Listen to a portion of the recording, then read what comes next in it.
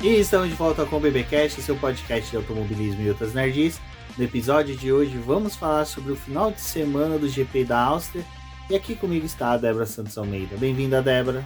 Olá pessoal, sejam bem-vindos a mais um episódio do BBcast. Pois é, né? A gente teve mais um fim de semana com sprint e ficamos apenas com a parte boa da corrida.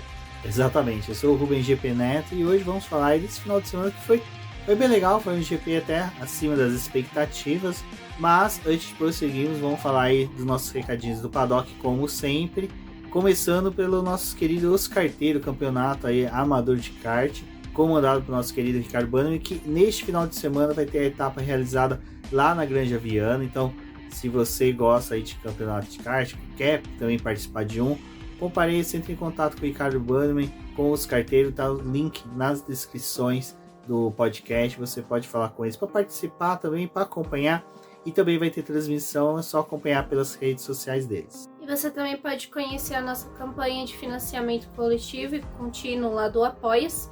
A partir de R$1 você já consegue ajudar o nosso trabalho e na manutenção do site, do podcast e das nossas lives. Então considere se tornar um apoiador. E também, se você for fazer algumas compras agora no Prime Day, que acontece no dia 11 e 12 de julho, lá na Amazon, você pode utilizar o nosso link e com isso a gente recebe uma pequena comissão, mas nenhum valor vai ser acrescentado na sua conta.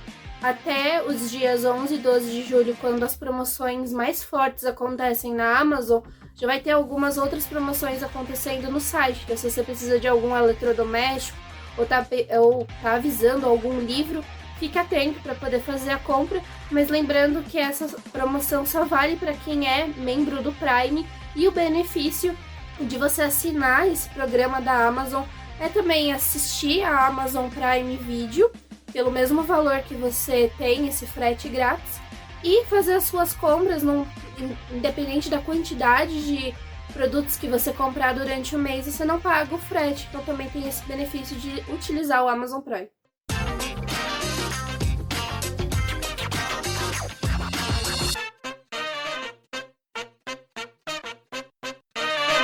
Bom, Débora, antes do GP a gente teve, a promulgação, vamos por dessa forma, da Diretiva Técnica 45, que veio somente clarear as regras do orçamento secreto aí da Fórmula 1, tô brincando, do teto orçamentário, que era para melhor controlar e demonstrar a maior clareza, dar maior clareza, na verdade, as finanças das equipes e tentar restringir aí possíveis formas delas burlar o teto orçamentário.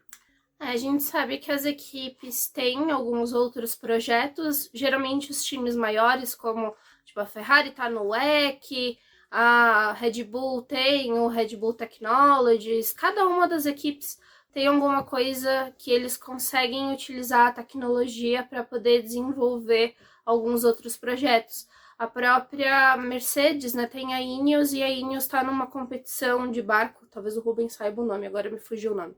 Mas eles utilizam esses outros projetos para poder desenvolver algumas coisas, e às vezes eles conseguem fazer a reversão e utilizar também na Fórmula 1. Só que ao fazer isso, muitas das tecnologias que eram passadas desses projetos para a Fórmula 1 não estavam sendo contabilizados no orçamento, ou estavam sendo passados a preço de banana para as equipes, só para poder dizer que eles pagaram alguma coisa por aquilo, Então veio essa diretiva para poder mostrar para as equipes que isso também está sendo verificado e que se o pessoal da FIA julgar que eles estão fazendo algo errado, eles podem pedir para poder conferir os orçamentos e verificar de onde está vindo aquilo, aquela tecnologia, mas é para as equipes ficarem cientes de que elas não podem fazer isso. Porém, desenvolver algo na Fórmula 1 e passar para os seus outros projetos é permitido e não precisa você estipular um valor para poder dar essa tecnologia. Então, é algo que veio aí para poder esclarecer. De fato, não...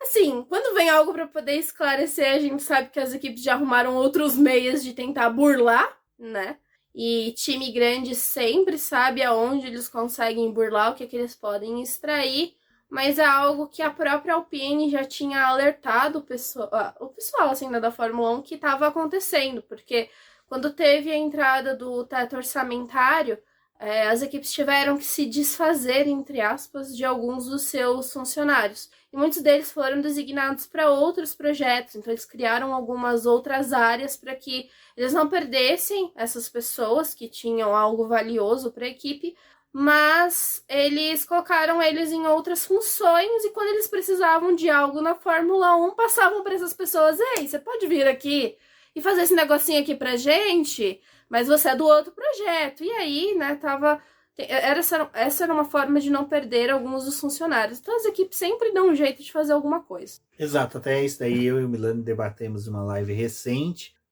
Eu acho assim, cara, eu vi muita gente querendo estardalhaço, fazendo muito barulho, mas, gente, nada mais é do que somente a FIA falando: então, gente, vocês estão burlando a diretiva, então, quer dizer, as regras. Então eu vou criar uma diretiva aqui só para vocês entenderem o que vocês realmente têm que fazer. Sabe aquela coisa do eu tenho que desenhar para você entender? É mais ou menos isso que a FIA fez. É que geralmente eles leem o regulamento e eles pegam e tipo, não tá tão bem especificado isso aqui. Tem uma brecha que a gente pode usar. Então eles vão lá e vão fazendo. Essa diretiva já estava sendo discutida desde o começo do ano. Então agora quando eles implementaram ela já tem um valor imediato.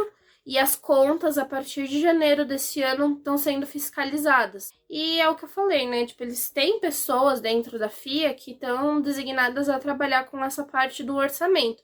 Então, se eles entendem que uma Ferrari, sei lá, tá usando o EC para poder desenvolver a carcaça que vai ser utilizada no carro de Fórmula 1. Não é a mesma? Não é a mesma, mas a pesquisa está sendo feita. Tanto que agora o carro da WEC e o carro da Fórmula 1 tem certa semelhança ali, você consegue ver algumas coisas no desenho, né, do carro.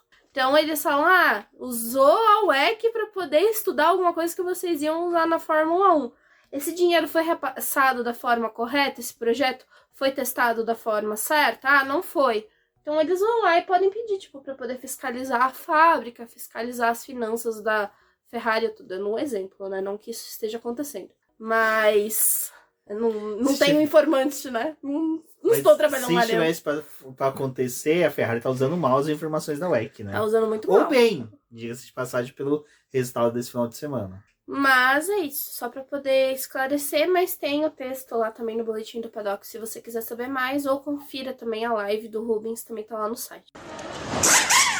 Bom, e outra notícia aí que bombou durante a semana pré-corrida foi a compra, né, da 24% das ações da equipe Alpine por um grupo de investidores, né, encabeçado pelo Ryan Reynolds. Eu vou chamar ele de... Ryan Reynolds. Não, eu vou chamar ele de Ryan Renault. Já que ele comprou a Alpine, né, Renault. Então, o Ryan Reynolds, ele adquiriu, né, ele encabeçou em um investidores 24% das ações da Alpine. É um grupo, né? Um grupo de investidores. Tem o Michael B. Jordan, né? Que é o Creed, o vilão lá do Pantera Negra. Mas eu achei um movimento interessante. Até tem a pergunta aqui, lembrando a galera que sempre antes da gravação a gente vai abrir no Instagram e jogar também nas redes sociais o link, a caixinha de perguntas para vocês mandarem perguntas pra gente responder na live. Se a pergunta vir... Na live não, desculpa. No podcast. Se vir depois do podcast, a gente responde na live. E fiquem à vontade para mandar, até mandem perguntas pra gente que a gente vai salvando e vai respondendo durante a nossa produção de conteúdo. A Esther, a apoiadora do BP, pergunta, né? Por que aquele grupo de Hollywood e outros investidores decidiram comprar ações da Alpine? E aí ela encabeça a segunda pergunta, mas primeiro, Débora, acho que essa pergunta, a primeira, é muito mais pelo cenário atual da Fórmula 1, né? O chamariz de marketing que é o crescimento da Fórmula 1, e a Alpine era aquela que estava assim...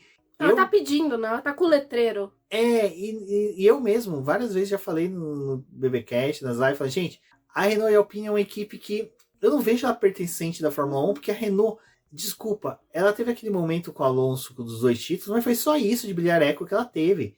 Depois não teve. A passagem dela na década dos 80 foi uma porcaria, tá? Tudo bem, revolucionou, trazendo os motores turbos pra Fórmula 1, blá blá blá. Depois, nos anos 2000... Mas depois veio era Palmer, né? Vou pôr assim, que foi aquela draga horrível. Mas assim, a Alpine e a Renault eu nunca botei tanta confiança. Mas a Alpine é uma equipe que a gente vinha falando que era uma equipe assim, que estava tendo vários problemas de direção.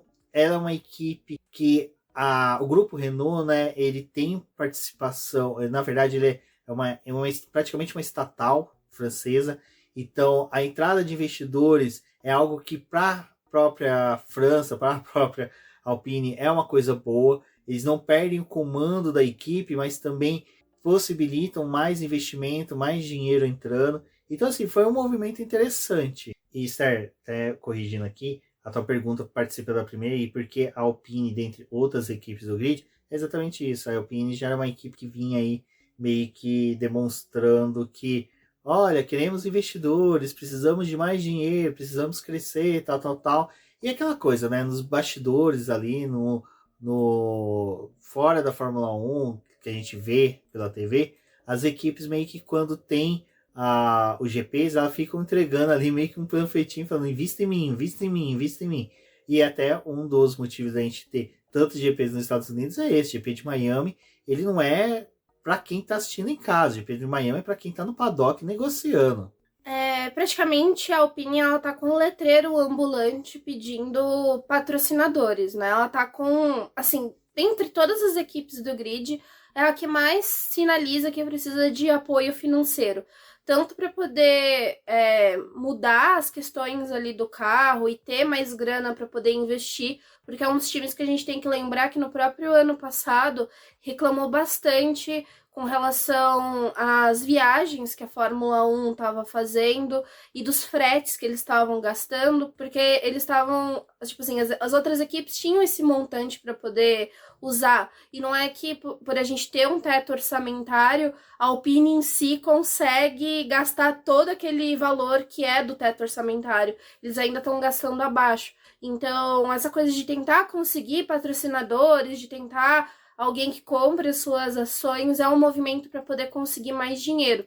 A Alpine também, ela estabelece que até 2030 ela quer ter pelo menos 8 bilhões em receita para poder utilizar. Então, essa também é uma movimentação com relação a ter os patrocinadores.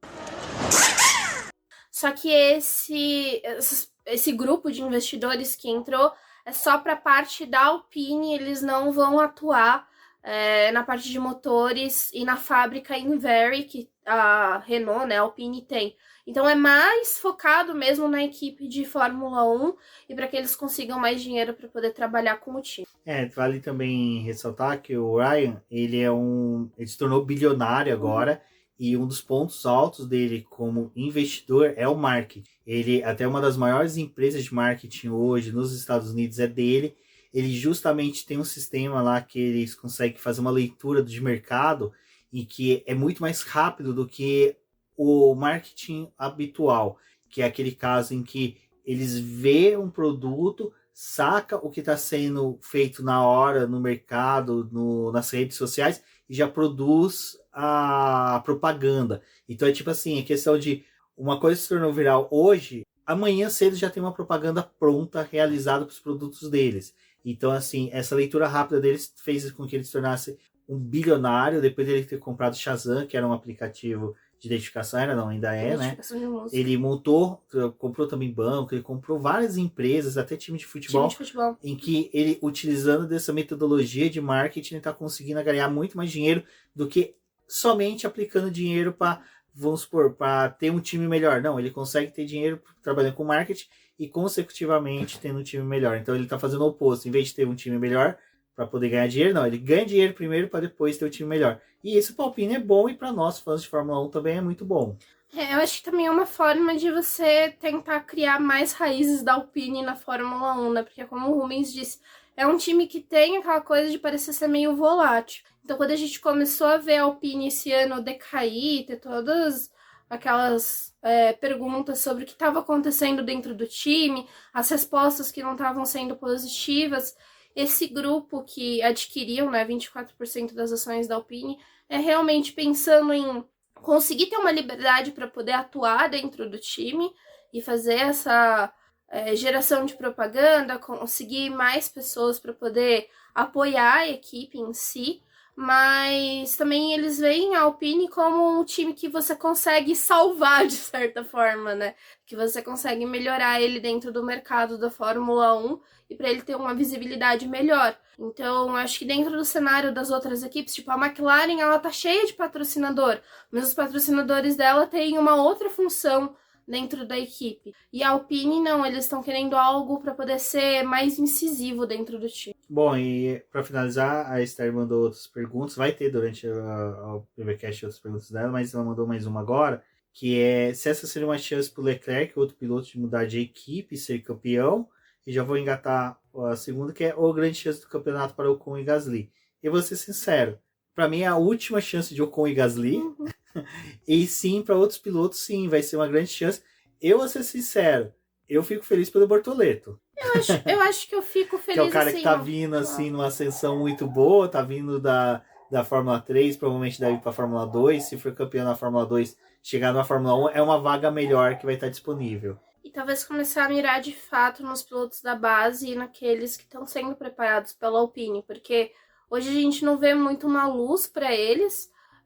Antes era uma equipe que estava focada principalmente ali no Fernando Alonso, mas também acabou perdendo o Oscar Piastri. Em um certo momento ali ficou em dúvida se eles iam continuar com o programa de desenvolvimento de jovens pilotos, mas acho que talvez esse apoio vindo aí, essa ajuda financeira, eles consigam dar mais oportunidade para esses pilotos que eles estão formando na base e ver realmente os talentos que eles estão preparando. Então, talvez seja uma última chance pro Ocon e pro Gasly.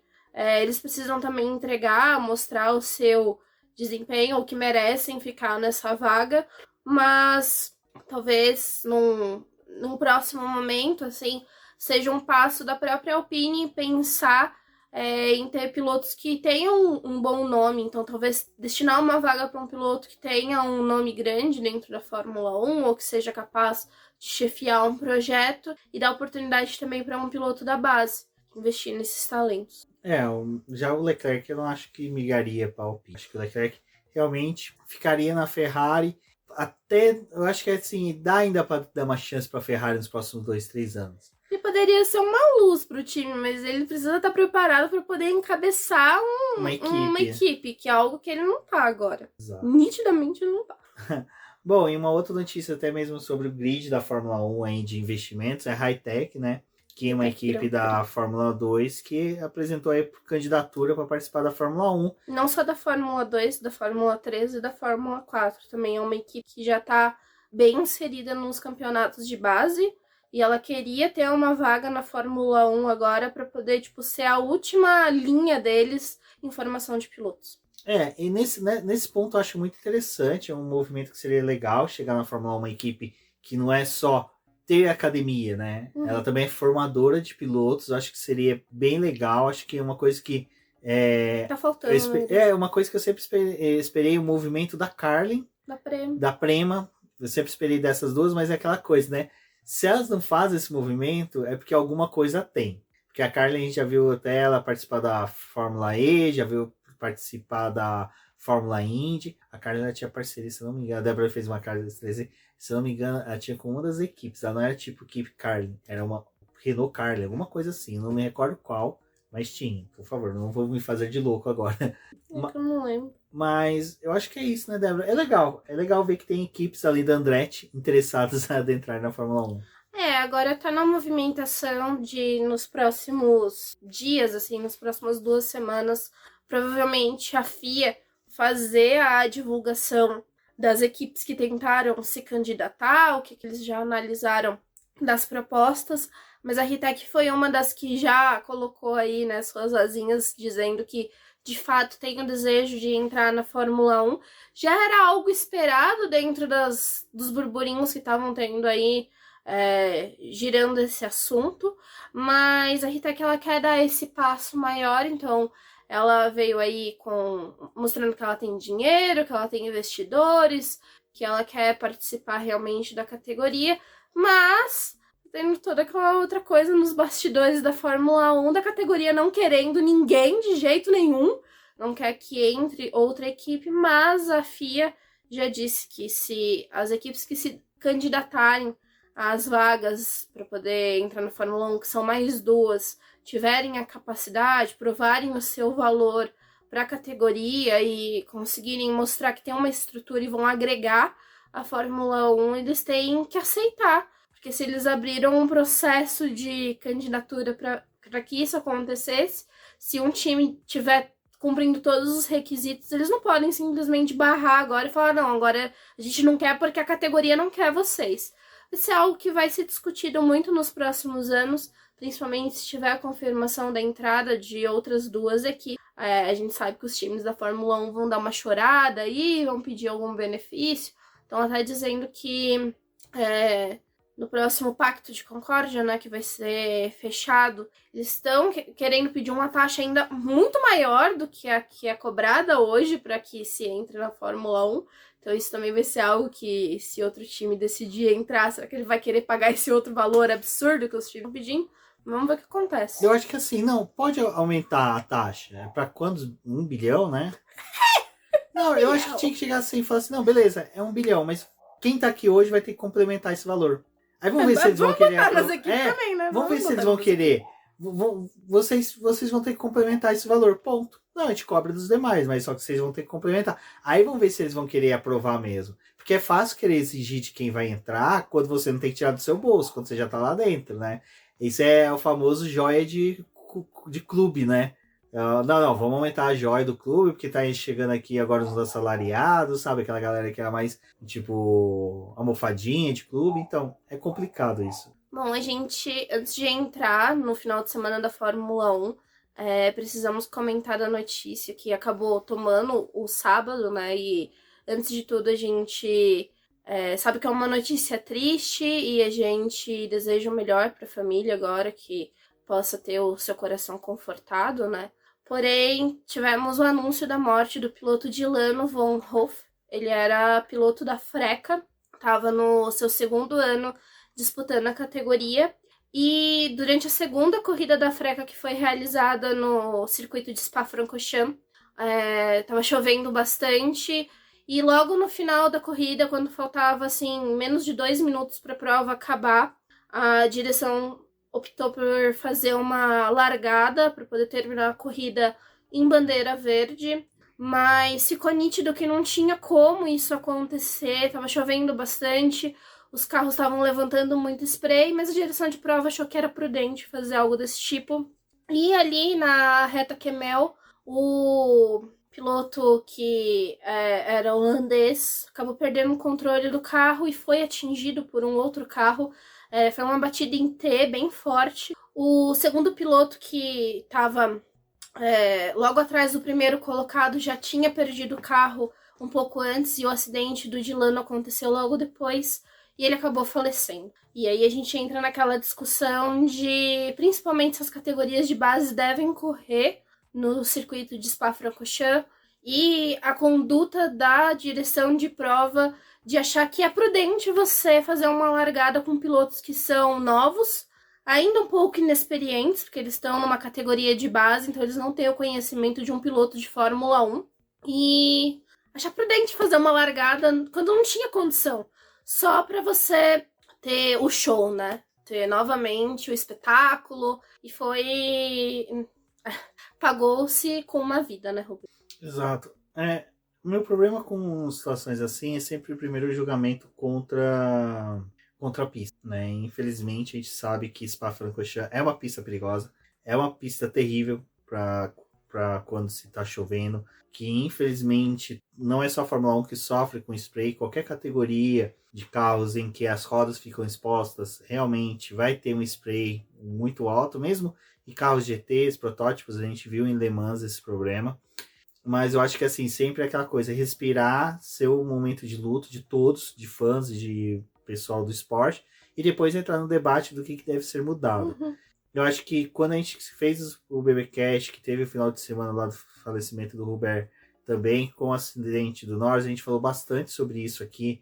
A gente vai ser repetitivo para poder entrar logo no GP da Áustria, mas eu sempre recomendo aos fãs, primeiro, calma, né? Sintam a dor, porque é chato, é triste você ver um atleta, mesmo que você não tenha acompanhado, desde que você não tenha acompanhado ele, é chato você ter essa notícia, dá uma bad mesmo. É que eu acho que a nossa geração ela não tá mais acostumada, e acostumada entre aspas, com acidentes dessa forma e que tem a perda, né, de um piloto, tem a perda de uma vida, porque... E tirando que hoje é imediato, né? Antes a gente tinha o falecimento de um piloto, ia saber no Jornal Nacional, no Fantástico, no Noticiário da Noite. Hoje não. Você tá assistindo a classificação da Fórmula 1, você tá acompanhando a corrida de Spa, você tá tendo notícias da Indy, que teve um acidente horrível do Pagenaud, que graças a Deus ele saiu ileso.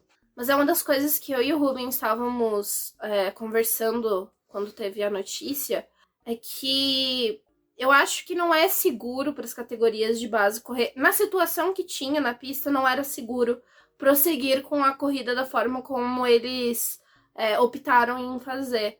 Mas eu também acho que as categorias de base não deveriam correr, porque se você olha o peso de um carro de categoria de base comparado com um carro de Fórmula 1, é discrepante o peso desses carros. E a gente sabe que hoje o carro da Fórmula 1 ele tem o peso que tem por conta de todos os apetrechos de segurança que ele possui. Os carros de base têm? Eles têm, mas é uma coisa mais adaptada para a circunstância daquele carro de base, que não vai correr como um carro de Fórmula 1, que não vai disputar não vai se envolver em situações como um carro de Fórmula 1 se envolve. Porém, a gente está colocando um carro desse de base na mão de um piloto que está aprendendo. Então, ele deveria ter mais segurança, ele deveria ser mais equipado para poder absorver essas pancadas que às vezes tem, porque os pilotos estão em mais contato ali. Geralmente, eles correm num grid que é bem maior do que um grid de Fórmula 1 que tem 20 carros. Eles correm com, 26 carros, 30 carros. É algo mais complicado. Então, eu julgo que talvez tirar a Spa dos calendários dessas categorias fosse algo prudente. E se tem chuva na forma como estava tendo em Spa, não se corre. Porque é o que os pilotos da Fórmula 1 estavam falando depois que teve o anúncio, né? Que se é uma corrida na Áustria, tem uma situação diferente. Você tem mais áreas de escape. É um circuito que você, por ter esses desníveis também, tem uma outra forma de drenagem. Spa, ela é uma pista muito complicada. A gente teve, no ano que aconteceu, em 2021, que teve aquele acidente do Norris, que o Vettel até vai até o carro do Norris para poder ver se ele tá bem. Quem se lembra, a W Series também correu numa situação que não deveria ter corrido. E teve um acidente feio na W Series.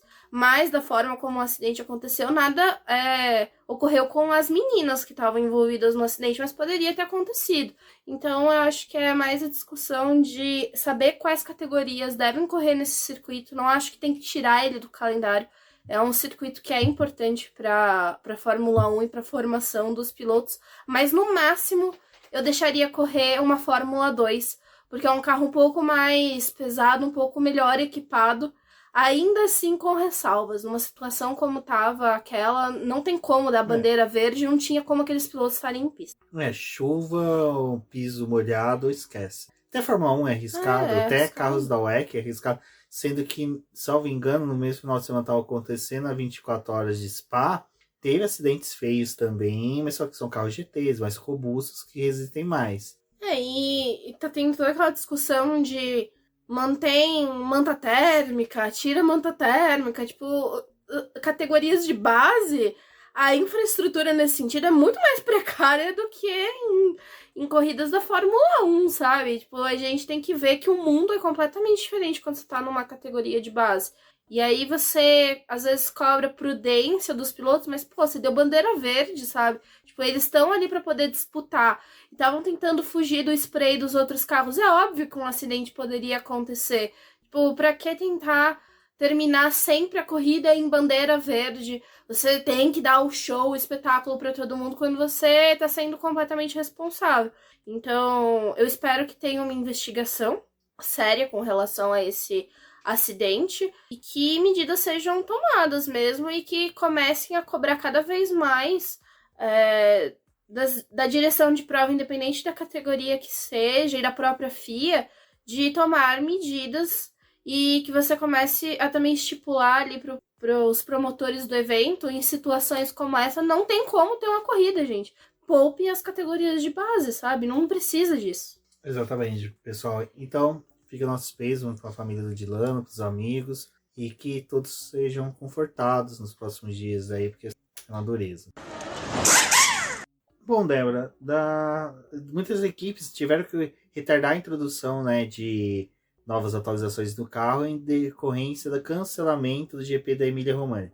Mas, para o GP da Áustria agora, algumas equipes trouxeram atualizações, né, no total foram 6. Mas assim, eu vou ser sincero, Débora, eu acho que até para a gente poder ser um pouco mais objetivo, a atualização que mais teve, assim, a gente pode até mensurar que foi efetivamente válida, que trouxe uma melhora para o carro, foi o da McLaren, porque assim como da Williams foi na etapa do Canadá em que só introduziram em um carro, agora a McLaren fez a mesma coisa só no carro do Lando Norris, e assim, foi da água para o vinho, né? A gente viu assim, o Piastri e o Norris em algumas etapas estavam dando bem próximos, mas agora na Áustria o Lando Norris parou lá na frente, pobre do Piastri, chegou até a tomar volta do Lando Norris durante a corrida.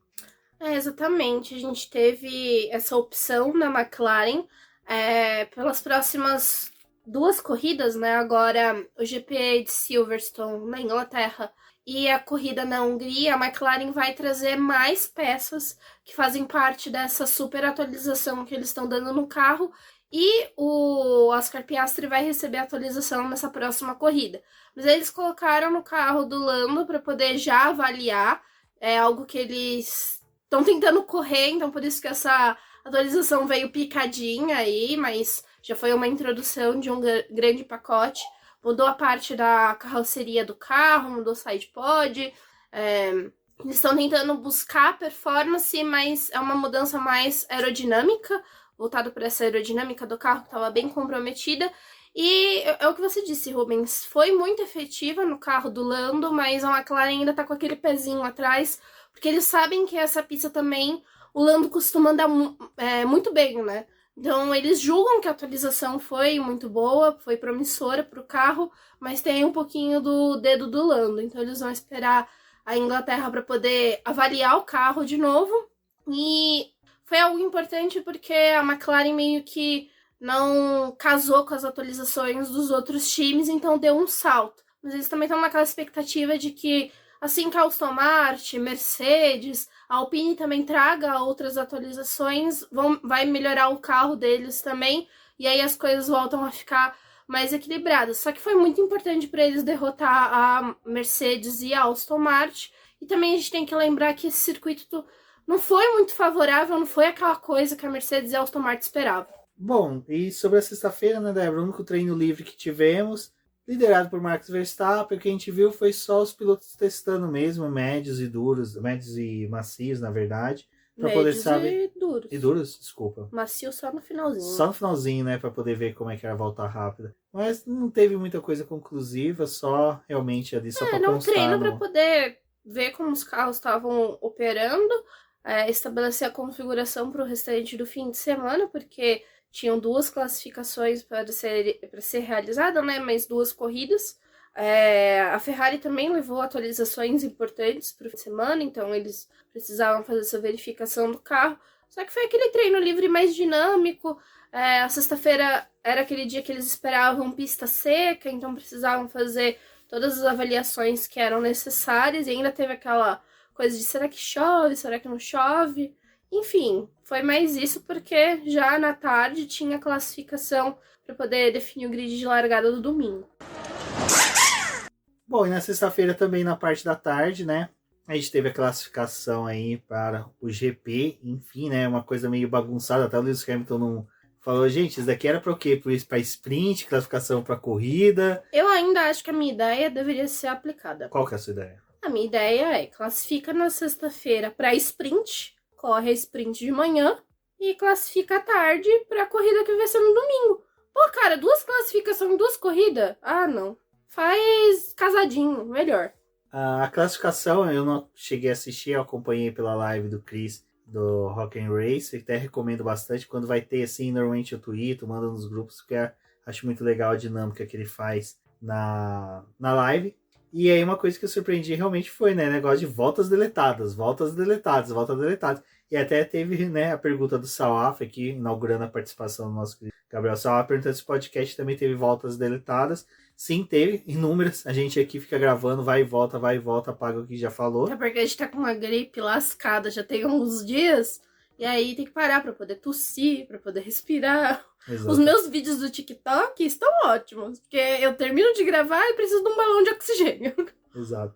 Bom, mas o que a gente teve nessa classificação foi, mais uma vez, Max Verstappen destruindo a concorrência, fazendo eles de pano de chão. Mas o Leclerc foi bem nessa classificação, né? O Leclerc volta rápido, ele é espetacular. Eu acho que assim, é um dos melhores pilotos de voltar. Melhor até que o Verstappen. Isso os números dizem isso, né? Estatisticamente, classificação do Leclerc em número de vitórias é superior. Eu tô falando em porcentagem, gente. Você sabe que o Verstappen esse ano tá acima de tudo. Mas o Leclerc é muito bom mesmo, não tenho que reclamar. Mas o Pérez, gente.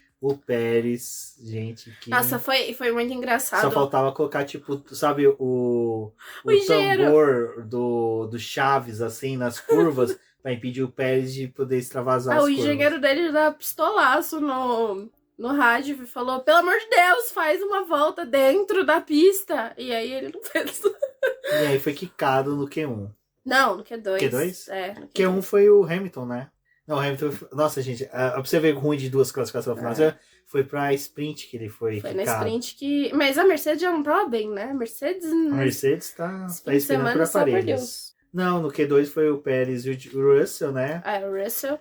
Mas vamos falar, né? O bonito tá sendo o apagão da Alpine. Vou continuar falando Alpine. E o Lando Norris, que na classificação também, né? Mais uma vez, Lando Norris consegue fazer boas classificações. Não, o apagão não foi da Alpine, foi da Aston Martin. A Aston Martin, esse final de semana, ela não tá nem... É verdade, o Rubens me mostrou aqui o que eu escrevi, tá correto. Corretíssimo. Eu mostrei, a pauta esfregou na minha cara. Mas teve apagão também, porque não foi aquela coisa, né? As equipes com A, né? Alfa Romeo também, tá só por Deus. Tá em tudo de submarino, né? Tudo de americanas, né? Tudo de americanos com A também, olha só como o alfabeto é cretino numa hora dessas. Mas, situação assim, de barril, né? Só que foi uma classificação até movimentadinha, assim, né? Tipo, teve... quando a Mercedes não vai muito... Porque a Mercedes em classificação, ela anda sumindo também, né? Ela não aparenta mais estar viva. E aí ela tem que depender da corrida. Também não tá muito bem na situação de corrida ultimamente. Exato, mas, como disse, né? Tivemos aí a classificação pole do Verstappen, Russell e Pérez ficando no Q2 e o Lando Norris que provou mais uma vez que até as atualizações da McLaren já estavam bom até para treino. Acho que a maior surpresa, né, foi a McLaren com o Lando indo pro Q3 e ele tava se desenvolvendo muito bem nessa pista. Era a primeira classificação no final de semana, então acho que foi bem interessante ver o desempenho dele.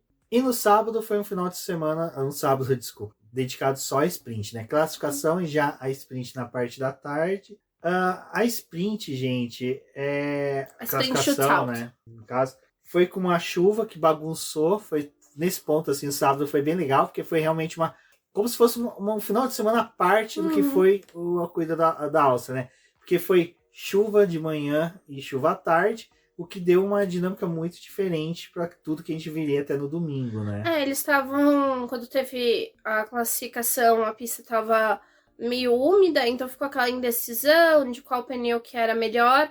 Foi até interessante com relação à regra dos pneus que deveriam ser usados, porque a pista foi declarada molhada, né? Não obrigatoriamente você tinha que ir com os pneus de chuva para a pista. Poderiam usar os outros, só que aí, pela regra, acabaram liberando, tipo assim, façam o que vocês bem quiserem. E aí, durante a classificação, tinha gente tentando cumprir a regra de usar pneu médio no Q1 e no Q2. E teve outros que falaram, dane-se, eu vou usar o pneu macio e vou tentar a minha volta aqui. Então teve essa coisa, tipo, o que tá acontecendo? Depois eles tiveram que esclarecer que, como eu disse, né, pista molhada, usa o pneu que você bem entender. Então foi avançando as fases da classificação e cada um tava usando o que tinha.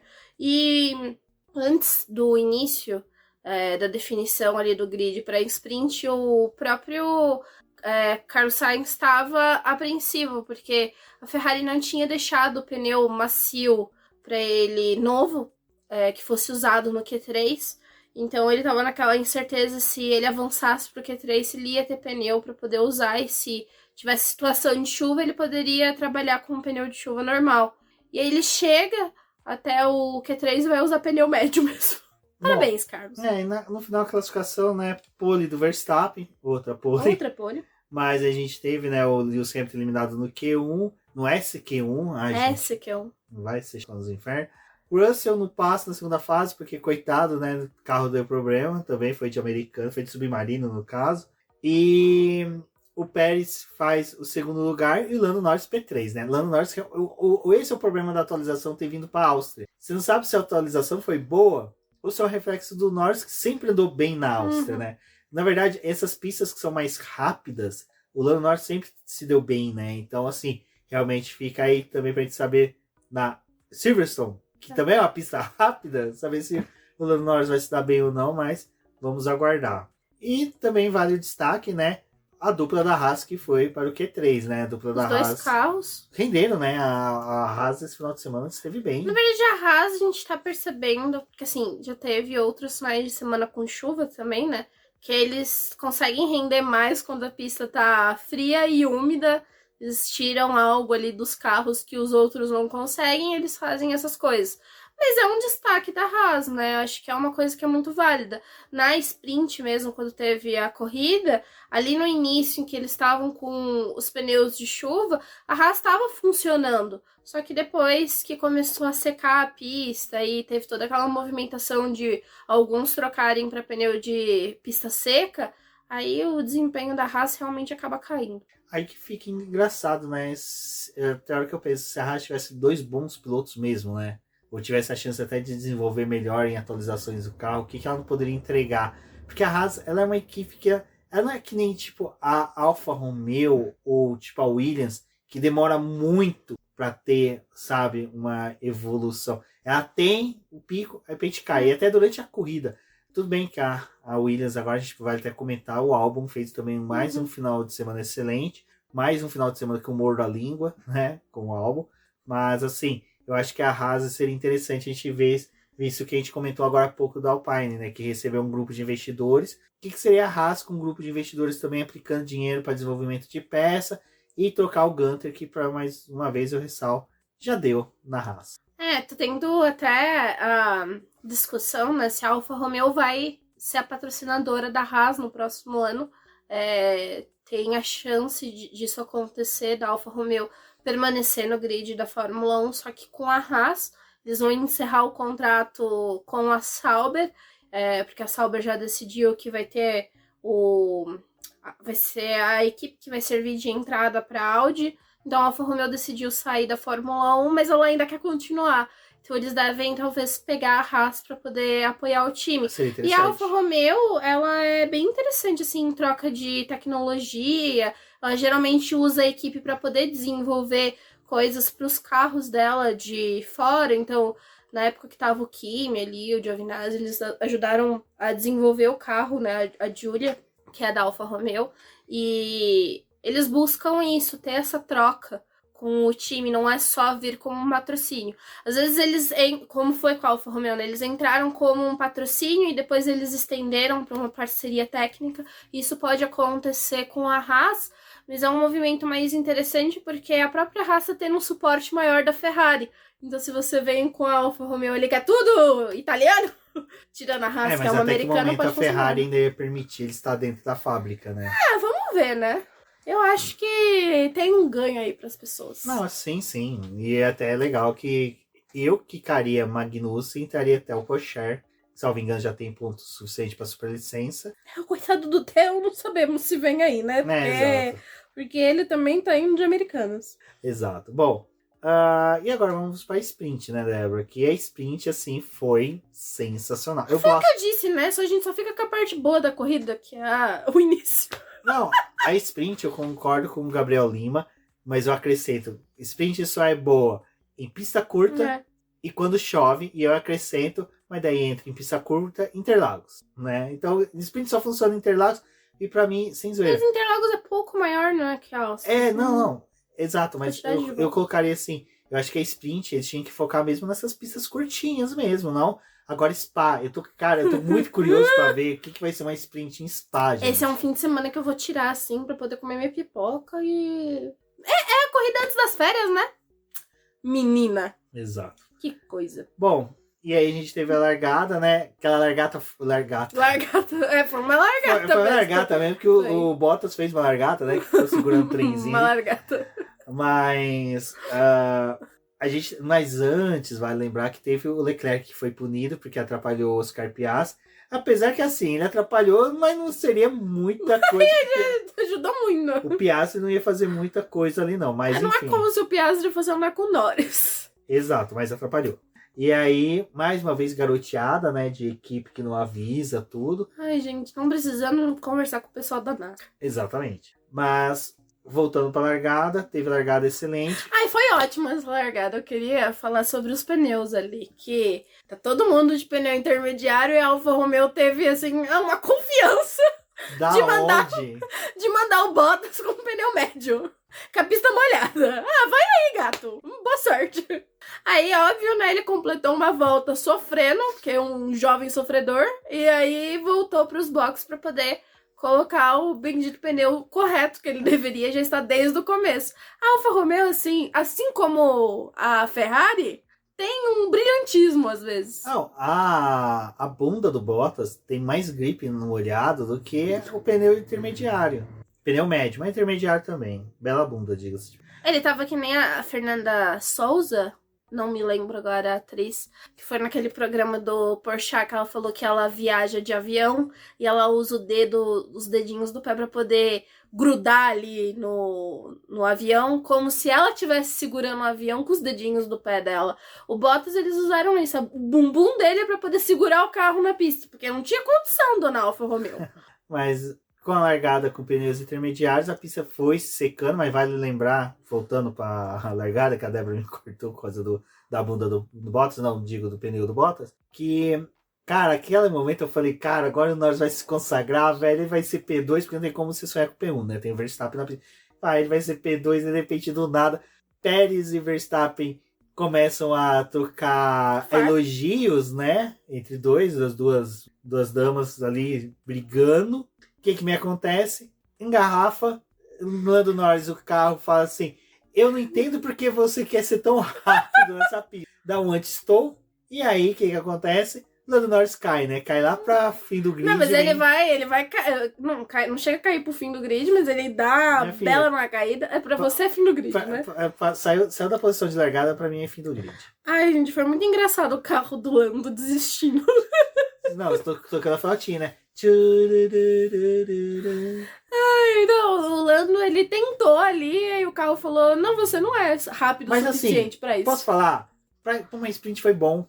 Sim. Porque mostrou tanto que essa evolução, essa atualização casou bem com o carro. Então, assim... A McLaren... Ponto...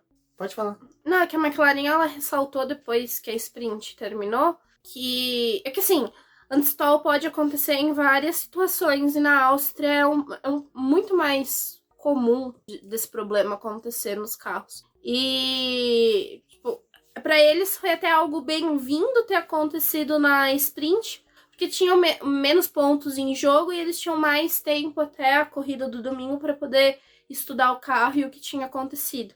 Então eles usaram ali a noite do sábado para poder ver o motivo do carro ter entrado em anti-stall e preparar ele para o domingo.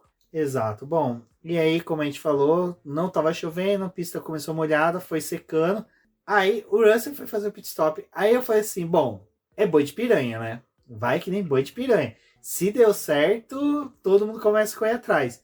Eu esperava mais carros fora de pista. Eu vou ser sincero, eu acho que assim, o pessoal mandou muito bem, conseguindo segurar o carro na pista. Mas... E eles ficaram dentro do trilho, né? Tipo, foi evoluindo a pista. E não permitiu ultrapassagem, né? Foi aquela coisa. E também tava todo mundo assim, muito preso num trenzinho de DRS. Não tinha muito o que fazer.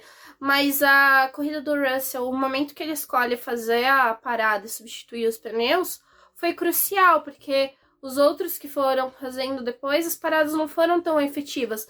Não pelo tempo que você gastou trocando o pneu, mas sim pela posição que você estava sendo devolvido em pista, porque não tinha mais o que fazer. Então o Russell acaba tendo uma classificação ruim para sprint, mas esse movimento de fazer a troca dos pneus surtiu efeito. Mas é algo que o pessoal da frente decidiu não fazer, né? Eles continuaram com os pneus de chuva até o final, degradando, e foi uma situação que para uns funcionou, para outros não tinha muita necessidade de se arriscar. Bom, e aí o pódio ficou, né? O pódio, né? A entrega das placas ali ficou entre Verstappen, Pérez e Sainz. A entrega do boné da Pirelli. Boné da Pirelli, exatamente. Foi legal. E o Sainz, né? O Sainz a gente não falou, mas ele foi um destaque nessa corrida. Foi um destaque. O Hülkenberg chegou em sexto. Boa.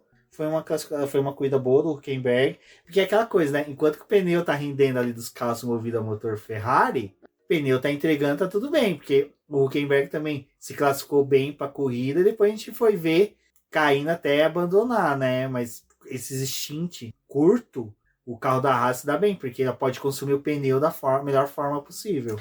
É um carro também que tem essa dificuldade de lidar com os pneus. Mas o Carlos foi uma surpresa, né, nessa corrida. Já o pobre do Leclerc que chegou em 12º, né? Decorrência da punição, mas também leitura de pista que demorou para colocar os pneus slicks, né? E também quando voltou no meio do tráfego, ficou ali atrás. Bom, e até a Débora me corrigiu aqui rapidinho que o Leclerc ele ficou atrás do Ocon muito tempo, antes da parada, né? E depois da parada. Também. Ele ficou atrás do Piastri, do Hamilton, do Ocon, que o Ocon conseguiu ter uma evolução, chegou em 7º. Salvou o ponto para o Alpine, né? Infelizmente. Mas a corrida do Leclerc, assim, na sprint foi bem... Ali, a situação dele estava bem complicada e realmente o Ocon foi o que se deu melhor nessa disputa. Mas ele ficou muito tempo preso, ele tem uma certa dificuldade às vezes para poder atacar e decidir alguma coisa. Tipo, tinha hora que você falava, agora vai! E não ia. Ficou aí atrás, acabou penando, né, num resultado ruim na sprint. E a gente tem que lembrar que a sprint só pontua os 8 primeiros, né? Então também tem aquela coisa mais difícil ainda. Até foi uma coisa que o Hamilton falou, mas a sprint não tem tanta importância não, porque é pouca coisa. Mas faz diferença, né? Qualquer ponto conquistado, ainda mais quando você tá ali no meio do bolo. Bom, pessoal, primeiramente eu vou agradecer a todos os apoiadores, todos os inscritos do BP que mandaram pergunta, porque foi muito legal que quando eu recebi as perguntas, fui introduzir na pauta, ela praticamente se encaixou perfeitamente, vai sanar todos os itens da pauta. Então, praticamente agora vai ser só respondendo as perguntas de vocês. E a primeira pergunta é do Rodrigo Cota, que é um ouvinte do BBcast, assiste nossas lives, sempre presente no chat. Muito obrigado, Rodrigo. E ele pergunta, por que houveram tantas punições por excesso de limites? E ele já coloca que ele não concorda com isso. Débora, eu vou pedir licença para responder. O Rodrigo, é uma coisa que até o Sérgio Milano e a Débora trouxeram nos textos deles, falando que isso está na regra. É a regra da Fórmula 1. Ao contrário de algumas outras categorias, a Indy, por exemplo, né? A Indy nunca que a gente viria aquela final que foi na Indy 500, em que o Newgarden e o Ericsson estavam, zigue-zagueando, extravasando os limites de pistas. Isso na Fórmula 1 nunca vai acontecer. Por quê? Na Fórmula 1 a regra fala, é entre as linhas brancas. Aquela parte preta que se chama asfalto, entre as linhas brancas, é onde que o piloto tem que ficar. Parece ser meio estranho, meio rude o texto ser dessa forma, mas é porque eles querem justamente primar por dois motivos.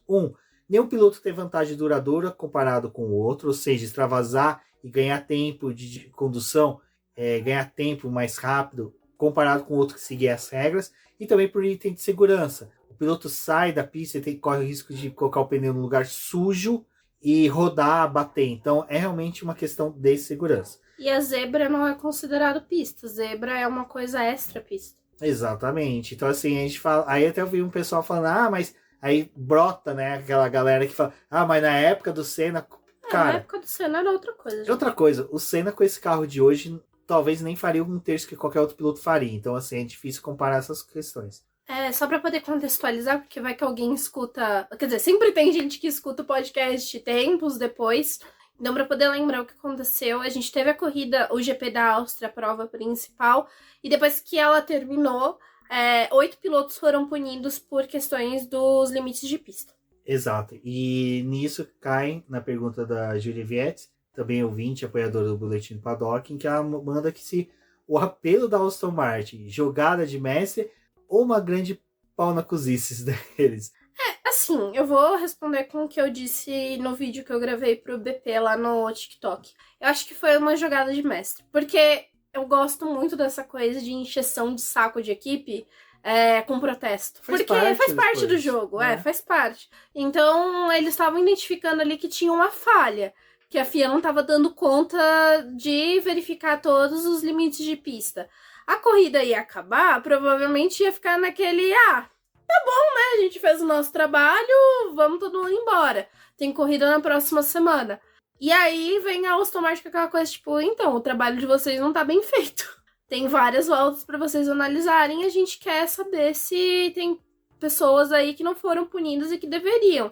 É uma coisa que eu tava discutindo com o Rubens, eu acho que a Aston Martin vem com essa jogada mais pra cima do Lando Norris. Porque o Carlos Sainz já tinha sido punido. Mas se o Lando fosse punido, tivesse alguma coisa, eles também tinham o benefício de ganhar uma posição ali, ganhar alguma coisinha, né? Pegar mais pontos dentro de um fim de semana que estava sendo bem ruim para a Aston Martin. Então jogaram a cartada aí, eu acho que foi algo de mestre. A Fórmula 1 que tá sendo... A Fórmula 1, assim, FIA, tá sendo bem desrespeitosa em alguns momentos. Porque a gente já discutiu, né? Não consegue cumprir as regras, não consegue seguir as coisas como devem ser feitas. Os limites de pista, porque não era algo que estava sendo discutido até agora. A gente teve muita corrida no início do ano que foi em circuito de rua. E limite de circuito de rua é um muro. Agora vai vir toda essa discussão de novo, porque a gente tem mais provas acontecendo em traçados que são permanentes e que tem esse problema com os limites de pista. Então achei muito certo da Aston Martin realmente jogar na cara de que vocês não estão fazendo um trabalho o trabalho correto. É claro que assim, depois que saiu os documentos e depois que tudo foi avaliado, foram 83 voltas deletadas. A gente tem uma corrida com 71 voltas, mesmo que eles conseguissem verificar a cada minuto, digamos assim, porque essa é uma corrida que cada volta tem pouco mais de 1 minuto, eles não teriam, quando a prova terminasse, não teriam deletado todas as voltas, tipo, não teriam analisado tudo.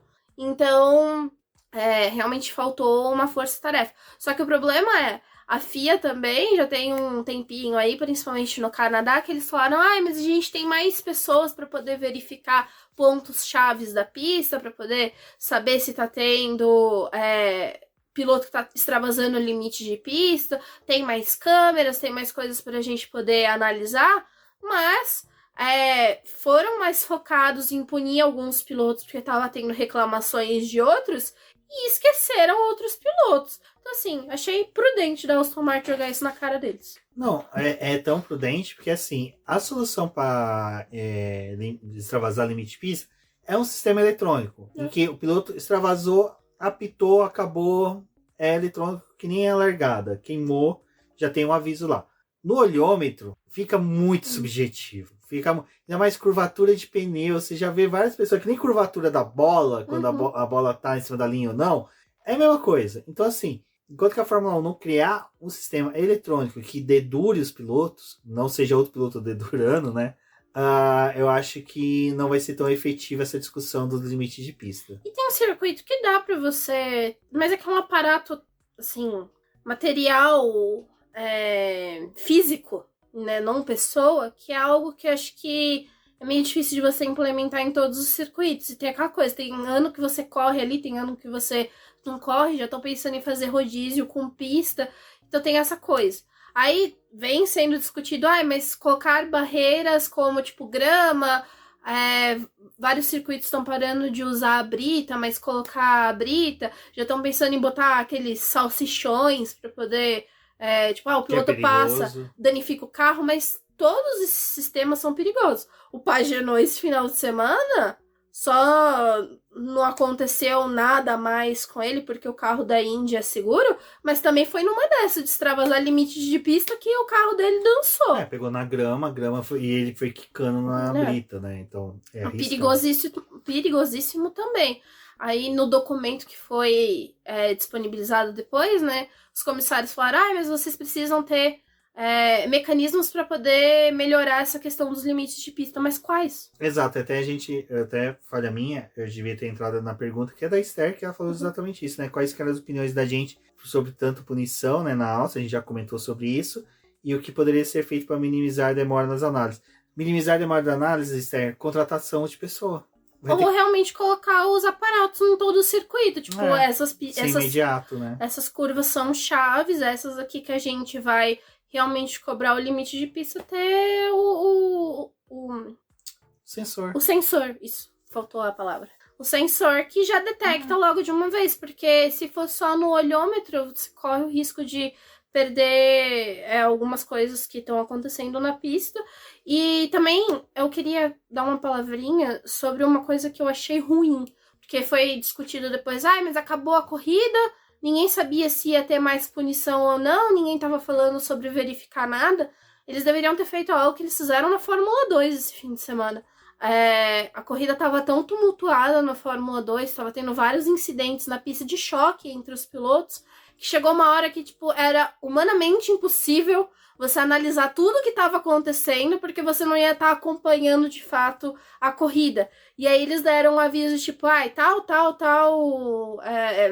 incidentes vão ser verificados pós-corrida, porque tipo, não tinha como ir verificando tudo que estava acontecendo numa prova sprint. Acho que deveria ter sido feito isso também na Fórmula 1 esse fim de semana. Olha, gente, a gente não vai conseguir verificar todas as voltas, volta por volta, da corrida para poder saber quem extravasou o limite de pista ou não. Deveria também a FIA ter sinalizado os pilotos. Pós-corrida pode ser que vocês vão ter que lidar com mais punições de limite de pista, porque a gente não tem pessoas suficientes para poder ficar chefiando todas as voltas. São 20 pilotos, 71 voltas, cara. É muita coisa. É o que? 1.420 voltas? Então eles analisaram 1.200, né? Alguns pilotos ficaram de fora. Red Bull, né? Enfim. Aí tem a pergunta do Casola, que ele pergunta se piloto de corrida pode atuar como comissário ao mesmo tempo que piloto. Cara, pode. Não, eu vou ser sincero, é a mesma coisa do protesto. Acho que pode e deve. Faz parte do jogo, é aquela coisa, o piloto tá ali defendendo o dele.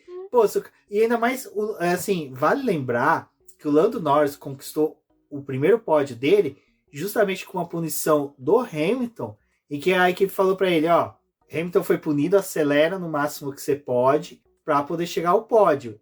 E ele acelerou, e até mesmo eu lembro que nessa vez que não foi nessa, foi no ano passado, foi ano passado que o ano retrasado. Um dos pódios do Norris que ele chegou, ele fez a volta dele de lançamento para que ia sair o safety car, o Verstappen ia dar o pé, nessa volta dele para conquistar a diferença para o Hamilton, ele extravasou o limite de pista, tomou uma reprimenda, mas também o que foi? Foi a primeira que ele tomou. Então é exatamente isso, o cara faz isso para justamente pegar e conquistar a volta para ele poder diminuir o gap. Então assim, cara, o Norris tá dedurando o Hamilton, tá dedurando, até a McLaren incentivou ele, faz parte do jogo. O que eu acho que os outros chefes de equipe deveriam começar a falar, olha gente, compensa dedurar, compensa. O Alonso fez isso com o Gasly, deu certo. Cara, o piloto ali tem hora que dá pra ele manjar o que o outro piloto tá fazendo de errado e dedurar sim. E é legal. Ele ajuda a chamar a atenção, né? Porque é o que a gente tá discutindo. Não tem como eles chefiarem tudo que tá rolando na pista e todas as disputas. Tem um piloto que é mais chato que outro nesse sentido de cobrar as coisas. Então, quanto mais você tá no rádio enchendo o saco, você dá tempo da sua equipe também verificar as voltas dos outros, porque a gente sabe que as equipes têm pessoas dentro do time ali durante a corrida que ficam olhando as on-board dos outros carros, que ficam olhando como é que os pilotos estão guiando, pra poder botar, gente. Tem fã que assiste. Corrida na on-board. Na on-board, dá print, publica. Você acha que a equipe não vai ter gente? Se a gente é desocupado. Eu acho que as equipes de Fórmula 1 tem que começar a como é que eu posso falar? A convocar esses fãs para serem os fiscais, sommelier de on-board para poder dedurar os pilotos. Foi uma boa. Pois é. Bom, e aqui a gente tem agora uma pergunta de um ouvinte novo, né? Que não é ouvinte novo, mas já está há muito tempo acompanhando a gente, que é o Fred Montes, em que ele pergunta se tem alguma chance de o Max não vencer todas as corridas até o final do ano. E ele ainda complementa, ao meu ver, só uma quebra, um erro do próprio para isso não se concretizar. Eu acho que se tem alguma chance de não vencer, eu acho que tem. Acho que tem sim. acho que a gente tem chance de ver outro piloto conseguir vitória, assim. Eu acho que... Brasil. Brasil é um exemplo bom. Eu acho que, assim, vai acontecer um deslize. Tem chance do Verstappen acontecer? Tem. Mas eu acho que, sabe, o Verstappen, ele já tá naquela coisa do... Esse final de semana, por exemplo, na Áustria, o Verstappen, ele não foi tão rápido quanto ele deveria ser, não. Porque, assim, ele perdeu a liderança da corrida. Num cenário normal, ele não ia perder a liderança do Leclerc. Então eu acho que, assim, ou o Verstappen estava correndo realmente, se segurando para não extravasar limite de pista e isso prejudicou as voltas dele, ou ele simplesmente estava assim, cara, eu só quero terminar essa corrida. Eu quero ganhar, eu tô tranquilo. Mas nesse ritmo de só querer terminar, a hora que ele coloca o pneu maciozinho dele lá no final, que ele faz todo aquele negócio de, ai gente, mas vamos arriscar, vamos parar. Ele já tava com 23 segundos na frente do segundo colocado. Então, tipo assim, tava correndo talvez no começo um pouco mais prudente, mas depois também, dane-se. E digo mais, Verstappen, o pai do Verstappen, né, o Jos Verstappen, vive falando que ele não se preocupa com os números dele, não tá nem aí pra recorde. O que ele tava fazendo na pista esse final de semana, tentando volta rápida? Ele praticamente, se ele não tivesse perdido a liderança pro Leclerc, ele tinha comandado o final de semana inteiro. Não tá preocupado com recorde? Meu nariz. Mas eu acho que o Verstappen, assim, pra gente ver outro piloto vencendo, tipo Interlagos, que é uma pista que costuma escolher o vencedor, mas talvez esse ano ela deseje escolher pelo Verstappen, nunca saberemos. Vamos descobrir realmente quando a corrida estiver acontecendo. E eu acho que tem mais chances de erros e falhas do Verstappen e da Red Bull depois que a equipe venceu o campeonato de construtores e o de pilotos. Depois dessa corrida, que é aquela parte do ano em que o pessoal fica um pouco mais relaxado, que as coisas já definiu, é quando tem mais chance de dar merda e do piloto errar, de carro dar problema. Quando que vai eu acontecer? acho que é mais nesse sentido. Outra disputa Max Verstappen e Pérez na largada igual da Áustria. Se acontece, não duvidaria de o Pérez jogar o Verstappen pra fora. Sabe, eu acho que pode ser até, não sabe qual o cenário? Definição do contrato do Pérez. Uhum. Se chegar o Pérez não for efetivado, e aí entra na pergunta que o Salaf mandou agora, eu já vou ler, o Pérez corre o risco de jogar o Verstappen pra fora da pista, sabe? Do tipo assim, não vou mais mesmo, ele já fez isso com o Ocon, não vou mais mesmo estar aqui, foda-se, tchau Verstappen, não duvidaria. É lógico, não vai fazer jogar pra fora da pista de forma maldosa, tal. Mas assim, vai ser mais agressivo. Vai ser mais agressivo. Vai assim, eu não tenho mais nada a perder, já perdi meu contrato mesmo, e ainda mais que tem rumores do Pérez indo pra Indy. E circuito de rua também, tá? A gente vai ter prova em Singapura, que é um circuito que, assim, calor, difícil, Catar, Las Vegas. Nossa, tem um circuito de rua adoidado ainda. E o Pérez, em teoria, né, anda melhor em circuito de rua. Então, vendo uma oportunidade. Entra a pergunta do Salaf, né, que pela primeira vez na era moderna, porque eu vou colocar assim, porque a NASCAR sim já teve corridas na rua, porque a NASCAR começou com corridas nas praias e nas ruas. Nas praias? Nas praias americanas. Nas praias. Teve mais de uma praia. Eu sei que eu falei meio. Não, mas eu não sabia que tinha corrida em praia. Eu fiquei tipo, praia? As primeiras coisas da NASCAR, eles aproveitavam a praia, linha reta, vazia, não tinha nada. Fazia lá o ovalzinho, o circuitinho com a reta maior na praia, corria. Foi. E aí também teve circuito de rua. Mas com o tempo, né, tipo, os riscos eram maiores, foram para circuitos. E aí teve lá em Chicago, que também foi uma chuvarada, Jason Button estava presente.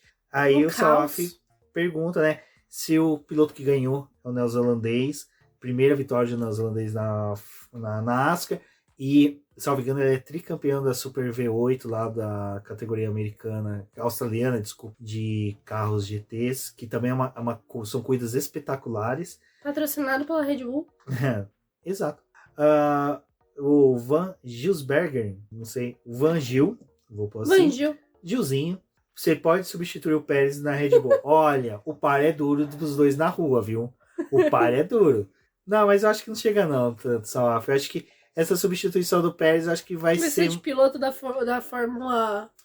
Fórmula pro piloto de Fórmula. Exato, com esse piloto de Fórmula pro piloto de Fórmula. Eles já tá tendo dor de cabeça com os pilotos de Fórmula. Imagina se você pega o piloto de uma outra categoria que não tem nada a ver. Não, a Red Bull já tá... Chega. Já pensou o pulo do gato da Red Bull? Tá todo mundo... Faz o Loeb. Não, falou. Porra, o cara tá com 110 pontos, tá? Eu não sei quantos pontos. É mais de 100 pontos. Ele tá com 110 pontos do segundo colocado, que ele pode ficar 2 corridas fora, que ele volta. E ainda ele tá que nem um Verstappen na Fórmula 1, Palou. Tá trocando o zap com o Verstappen. Exatamente. Nesse sentido aí. Cara, seria uns. Mas assim, eu colocaria o Palou. E também acho que ele deveria só fazer essa besteira de sair da Indy pra fora. E digo que é besteira. Pra Red Bull. Pra Red Bull, porque se for pra poder amargar e pegar o lugar de De Vries, meu filho. Porque ele já fez uma besteira na Fórmula Indy, porque possivelmente vai pra McLaren. Fica no teu time. Vamos fazer contrato bom. Conversa com o Ganassi que dá certo. Vamos fazer contrato que preste. E aí o Beto Correia, nosso parceiraço. Beto, saudades. Olá, Beto, estamos com saudade. Volte para São Paulo, por favor. Ou torço para que a gente possa comparecer em Goiânia. Ele pergunta se a Ferrari se encontrou e se há uma tendência de melhoras e novas atualizações. Cara, eu acho que a Ferrari melhorou muito. Eu acho que ela se encontrou, assim, na questão organizacional. Eu acho que o nosso querido amigo Fred lá tá conseguindo organizar as peças. E sim, eu acho que tá... Eu acho que o que tem mais me chamado a atenção depois das atualizações e do que eles fizeram de mudança no carro é que nessas últimas corridas eles estão conseguindo gerir os pneus. Não, que é uma dificuldade, que é uma dificuldade que a Ferrari estava tendo. Ainda não é boa em pista molhada, essa situação de limo não é muito boa, efetivo não é. Mas em pista seca parece que tem melhorado. É claro, também foi um time que precisou trazer mais atualizações para poder compensar o carro bosta que eles tinham feito no começo do ano, né? Obrigada, Binotto. Então, aquelas atualizações para poder compensar os danos que o carro tem. Tem funcionado porque outros times também estão um pouco mais reticentes em colocar atualização. A Ferrari também é um dos times que vai aproveitar esse momento antes das férias para poder fazer mudanças no carro. Então eles já tinham coisas planejadas para poder trazer aí nessas próximas corridas. Gostei de ver o desempenho da Ferrari, principalmente na corrida principal. É claro, ainda tem as suas falhas, ali de proteger muito o Leclerc na corrida e o Carlos, que tinha parecia que tava com um ritmo melhor, uma situação melhor de corrida, eles brecarem o Carlos. Achei ridícula aquela parada dupla que eles fizeram ali na primeira troca. Colocou o Carlos mais para trás, mas a gente viu que o rendimento dele em pista estava melhor. Ele veio fazendo as ultrapassagens que precisava. Foi ruim a punição que ele teve. E até no rádio, o Carlos, ele é lógico na colocação dele quando ele fala para a equipe, olha, troca eu com o Leclerc. Deixa eu tentar. Porque eu quero saber se eu tô rápido ou se eu só tô rápido porque eu tô com o DRS. Uhum. Então, assim, cara, ele colocou de uma forma... Ele não ficou naquela chama que eu tenho que passar. Eu falei, gente, vamos só fazer isso, que se eu não render, eu devolvo. Então, assim, Ferrari, às vezes, não sabe. E eu acho que é um momento que eles não estão disputando nada. Eles não estão disputando título. Eles não estão brigando para poder ser melhor que a Red Bull. É um ano em que eles podem testar. E o Carlos, acho que ele poderia ter um voto um pouco mais de confiança, porque... Eles dão um voto de confiança pra ele em questão estratégica, muitas vezes, mas em pista eles são, uns pamonha pra poder fazer isso. Tudo bem, preservou o segundo lugar do Leclerc, o Pérez não conseguiu chegar, o resultado foi ok, mas eu acho que poderia ter algo melhor, enfim. Talvez, pensando um pouco além, o Carlos não tivesse tomado aquela punição de limite de pista se ele não tivesse com tanto sangue nos olhos para poder ultrapassar o Leclerc. Poderiam ter poupado, talvez, essa punição dele. Enfim, aconteceu, não sabemos qual seria o resultado se o Carlos estivesse na frente. Talvez tivessem conquistado o pódio mesmo ali, o segundo lugar, mas eles estavam tão visando o segundo e o terceiro lugar e volta a cair naquela coisa da Ferrari de cara, vocês têm que brigar por mais.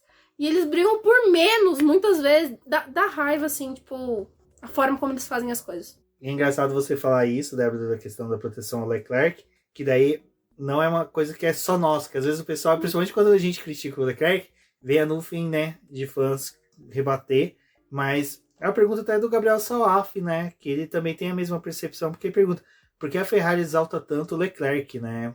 Um é prata da casa, e outro que eles querem valorizar o que eles têm, né? Eu acho que assim, eu até entendo a proteção nesse sentido, porque...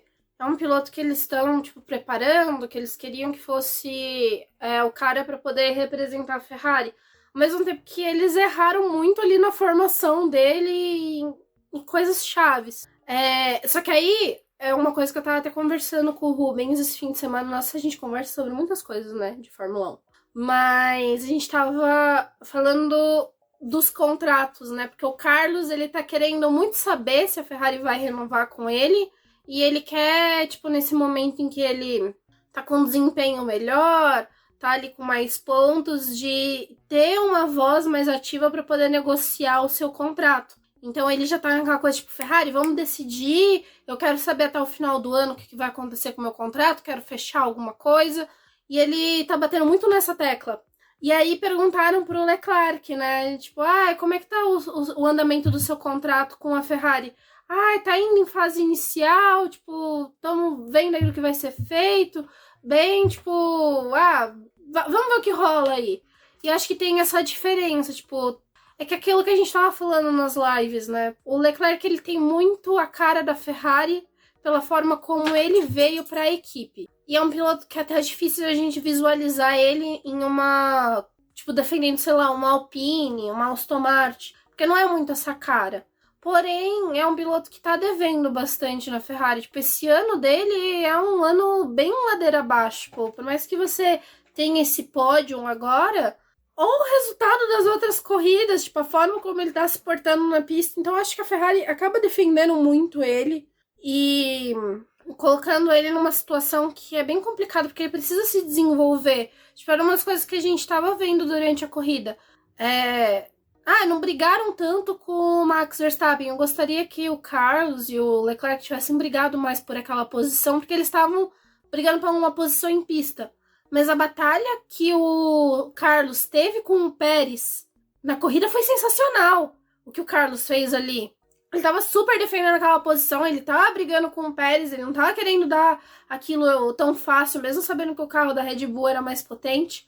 E aí a gente olha pra corrida sprint do Leclerc, que ficou lá penando com o Ocon, gente. Com o Ocon. Gasly, Hamilton, tipo, teve dificuldade, né? E uma sprint que você não tem que economizar pneu. Na corrida eu até concordo. O Leclerc fez uma excelente corrida. Fez uma das melhores corridas, assim, que ele poderia ter feito pra economizar pneu.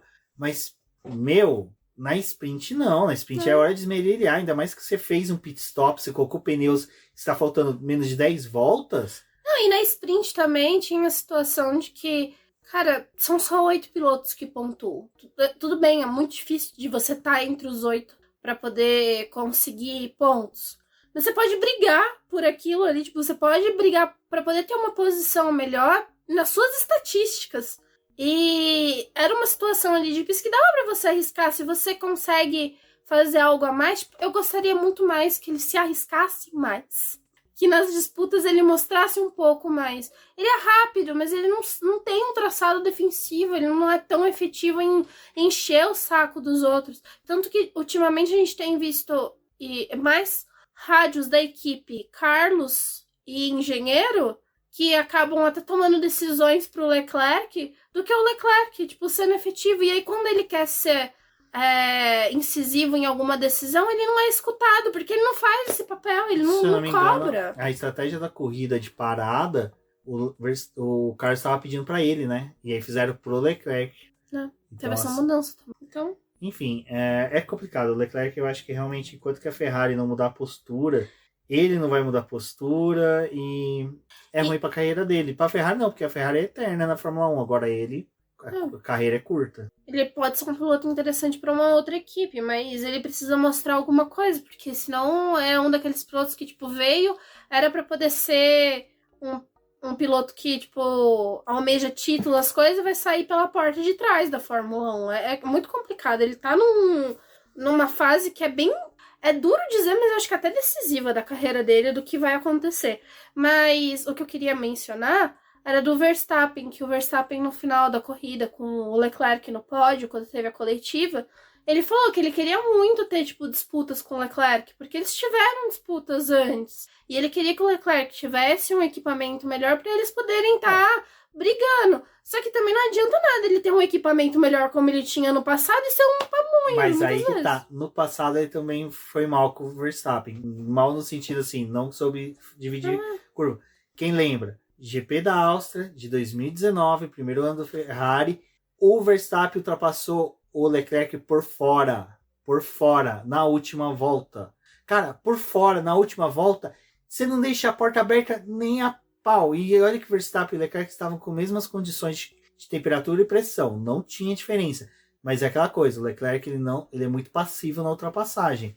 Ele é aquela coisa, se há uma chance mínima dele defender, ele não defende. É lógico, para ele não compensava ele disputar nessa corrida a primeira posição com o Verstappen, porque é lógico, ele não ia conseguir. Mas assim, cara... Mas só um pouquinho, assim, uma coisa... Porque quanto mais disputa que você dá, que você pode induzir sente... o Verstappen pro erro, o Verstappen pode errar, pode fritar um pneu. E é um circuito que dá pra você errar. E a Red Bull é um circuito que, tipo, cara, você tá correndo na casa.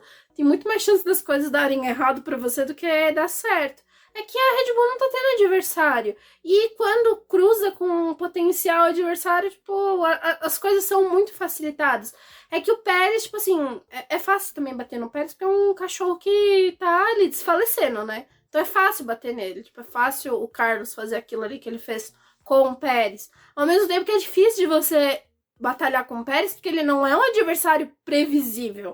O Pérez é muito agressivo em disputa. É um piloto que tenta te jogar pra fora, fazer você errar. Então é duro também você brigar com ele. Mas eu acho que quanto mais batalhas você enfrenta na pista, tipo, te dá mais bagagem pras próximas que você vai ter. Então hoje você não tem um equipamento tão bom. Mas, pô, o que o Alonso fazia com aquela Alpine, tipo, eu não tinha condição nenhuma de brigar com Hamilton e com Verstappen. Ah, mas se eles vão ter que passar por mim, eles vão ter que sofrer pra poder passar. É nesse sentido que eu queria que o Leclerc fosse um pouquinho mais efetivo, assim, tipo, cara, tá, meu equipamento é uma bosta, não vou conseguir ganhar a corrida. Mas enche o saco pelo menos. Bom, e aí você falou de piloto que saiu pela porta dos fundos, tem a pergunta do Mauro Carvalho, que é, o que é melhor? Um Ricciardo mais calmo ou um De Vries agressivo? Aí lembrando que a AlphaTauri possivelmente deve substituir o De Vries, porque está insustentável a permanência dele. Segundo as palavras do próprio Helmut Marko em entrevistas recentes. Então, eu vou ser sincero. Só que quem tá fazendo o balanço ali é o Franz Tost, né? Eu não esperava que o Franz Tost... Porque assim, o Franz Tost também, quando ele adora detonar um piloto, ele vai fundo, né? Falava boas coisas, assim, entre aspas, do Tsunoda. E ele tá sendo bem tranquilinho ali com o De Vries, né? Ele vai sair. É que o De Vries, cara, é uma coisa que o Mauro falou aqui. Ele tá ruim, ele não é ruim, ele tá ruim. Mas ele tá ruim desde a Fórmula E. Então, ele é um piloto agressivo. Na Fórmula 2 ele era um excelente piloto. É engraçado, realmente, eu não sei, falta realmente. Eu acho que a mesma coisa do Leclerc, só falta aquela coisa de um Toto Wolff, de como foi o Nick Lauda dentro da... É que eu acho que o Tsunoda era mais claro o que tava faltando pra ele. Tipo assim, era um piloto que... Ele faltava foco. Ele tava, tipo, perdido na vida, assim. Ele caiu na Fórmula 1 e ele não sabia o que tava acontecendo. Ninguém perguntou, mas o Tsunoda fez um final de semana excelente. Não. Ele brigou com o carro. Ele tava tentando ter pontos brigando com o carro. E é a luta dele, né? O Tsunoda foi muito... o lugar do Pérez. Foi muito errando, tentando acertar, né? Mas acho que o De Vries tem isso.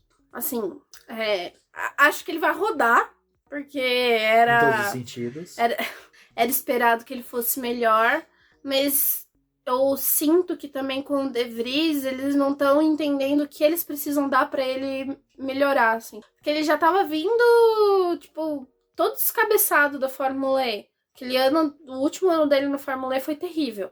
E ele entra na Fórmula 1... Foi semelhante a esse ano. A mesma coisa, assim, tipo, batendo nos outros, errando, fazendo umas besteiras, que você fala, tipo, cara, tu... Não é que seja, ele é um campeão da Fórmula E, é um título que ele tem. Ele é um piloto que tem dois uma mundiais, marca, né? O Mundial da Fórmula 2 e o Mundial da Fórmula E. Então, assim, não é um piloto pouca coisa.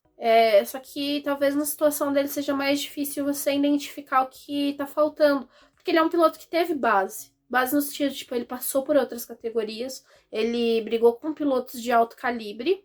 E teve aquela corrida ali que ele substituiu o álbum que chamou a atenção. Mas o que tá faltando pra colocar ele também no lugar, né? Porque ele não é um Mazepin. Ele não é um Mazepin. Bom, e seguindo aqui nas perguntas, temos o Salaf que falou, né? Sargent, passando o De Vries na classificação, foi o auge do fim de semana? Foi. Nesse ponto foi. Foi pelo seguinte, eu sou Team Sargent, eu defendo ele pelo seguinte. Existe a situação em que você é o piloto que subiu para a Fórmula 1 tendo uma base longa, contínua, constante. O Sargent e o Tsunoda não. São dois pilotos que foram arremessados na Fórmula 1. Ah, mas podem culpar, podem falar o que for. Cara, você é piloto, você tá na base. Alguém chega para você, tem um contrato com a Williams na Fórmula 1, você quer ou não? Porra, você quer. Você chega pro Tsunoda, ó, você é piloto da Academia Red Bull, você quer ir pra AlphaTauri? Lógico que eu quero. Nenhum deles vai ser idiota de falar não. Quem você não falar sabe não, quando você vai ter uma outra fora. oportunidade. E aí, o Sargent é o que eu falava sempre. Ele foi muito cedo pra Fórmula 1.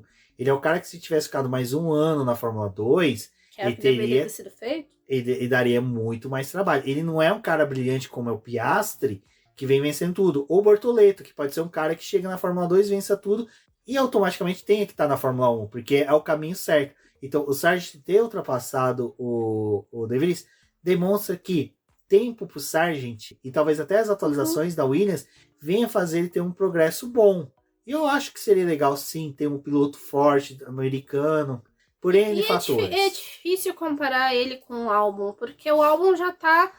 Ele teve mais oportunidade na Fórmula 1. Ele tem uma casca grossa, o álbum já foi malhado, já foi chutado, humilhado, e tá conseguindo... E é um piloto que, tipo... E que teve um bom final de semana. É visto na Williams como o cara que tá encabeçando as coisas ali. Então, tipo, é mais prudente que o álbum tenha um desempenho melhor. O ruim seria se o Sargent tivesse dando um pau no álbum. Aí ia ser ruim. Não, o que o álbum tá fazendo pra cima do Sargent é natural. É o que o Gasly fez com o Tsunoda, gente. É o que o Gasly fez com o Tsunoda. O Tsunoda era um grande doido. E aí, tipo, teve a fase do Gasly. Tipo, o Gasly segura as pontas aí, porque a gente tá com uma bomba aqui, a gente precisa resolver. Eu acho que o Sargent é meio que nessa coisa. Então, tipo, também estão falando... A Star tinha me mandado uma pergunta que eu não incluí aí na pauta, mas só pra poder... Já que a gente tá comentando sobre isso. É que... Se o Sargent é um piloto que vai sair da Fórmula 1, eu acho que ele precisa de um pouco mais de oportunidade. E a Williams seria o melhor caminho pra realmente ter essa oportunidade. Gente, eles tiveram... paciência, entre aspas, que o Russell é um piloto fora da curva, né? Ele se destacava ali na Williams. Mas, cara, a tão Williams... fora da curva que engraçado que não tomou punição. Não tomou punição. Por excesso de limite. Mas é um piloto que teve a oportunidade ali de se desenvolver na Williams. Muitas das coisas que ele faz hoje na Mercedes é pela oportunidade que ele tem. A Williams, a Haas deveria ser um time que deveria dar mais oportunidade para pilotos jovens. A Alfa Romeo também. Quando você pega esses pilotos assim, você tem que ter paciência de, tipo, cara, eu entendo que nem a Williams, o Wolff está querendo que, tipo, vamos investir mais, a equipe está muito atrasada, a gente precisa melhorar o nosso equipamento.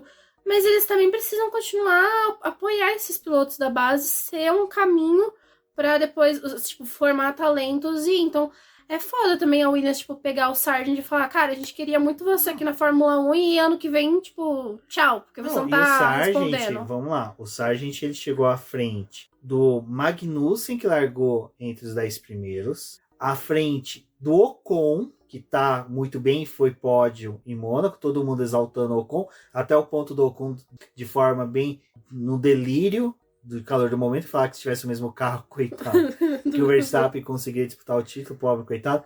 E cara, chegou só ele, só usou entre ele e o Albon. Cara, não foi uma corrida tão... E foi outro piloto que também não extravasou o limite de pista. Usou também, fez uma corrida ali na finurinha, com o carro da Alfa Romeo com a draga. O Zou também é um excelente piloto. O Zou é um excelente piloto. A gente só não consegue ver o Zou é outro muito. piloto, naquele cenário que eu tava comentando agora há pouco da Haas. Seria interessante ele na Haas. Com investimento, com crescimento e tal. Seria muito legal. Eu acho que você tem que dar chance pra esses pilotos também. Não tem muito como, tipo, você pegar e largar a mão. Cara, você deu oportunidade pro Latifi.